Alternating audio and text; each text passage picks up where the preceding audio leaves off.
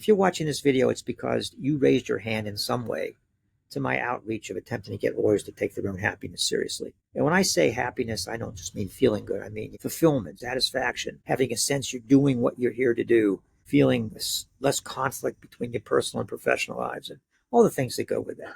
And that hand raising could have been opening an email, watching a video, coming to a webinar, it could be a lot of different things. I've been doing this a long time, and I liken the process of trying to get through all lawyers' defenses and their busyness and dare I say their rationalizations for not taking their happiness seriously. It's like Stalingrad. We just had to dig them out one foxhole at a time, house to house. And I've done that, and I'm willing to keep doing it, and it's fine.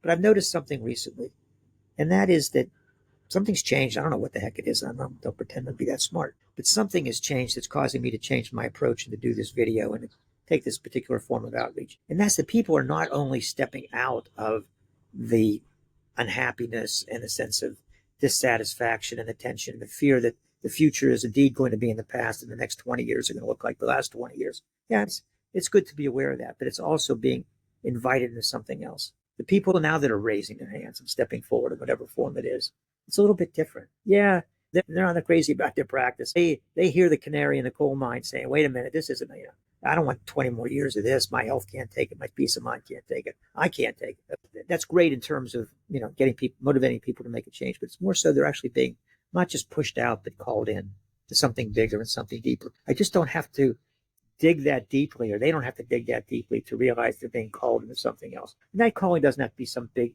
spiritual, mystical transformation or whatever. It's just something more. And if you're watching this, you raise your hand, it's because you know there's more. And maybe you know that this guy who you don't know, who's sitting here in his backyard right now on this beautiful Sunday afternoon, this guy might be someone that can help me do that. Someone you can trust, someone that has a certain life experience, someone that actually cares, and someone who, whatever it is you've been through, I've either been through it or I'm going through it myself. And so if that's the case, rather than me saying, okay, open an email, come to a webinar, I'm just going to say, get in touch with me. I have these slots during the week. There's a free 30-minute call, and just book one. And I've never had a bad experience with a lawyer on the phone. It just seems there's a self-selected process with people who call. They're authentic. There's a certain amount of vulnerability, a certain amount of trust for us to find a connection point, to at least have a great call. And if we move forward, that's great as well. And if that feels like too much, I don't want to take a chance of talking to this guy, just text me. My personal phone notes, it is in the notes here. Just text me and ask me a question. In a way, this is an experiment. Just, let's just see how many people are out there that actually see this and say, hey, this guy's okay. He's speaking to me. Maybe I can work with him. Maybe it's worth 30 minutes of my time. Maybe I'm being called. And if it works out, great. If not, I can always go back to Stalingrad and start digging them out one at a time. So book a call, send a text, do whatever feels right.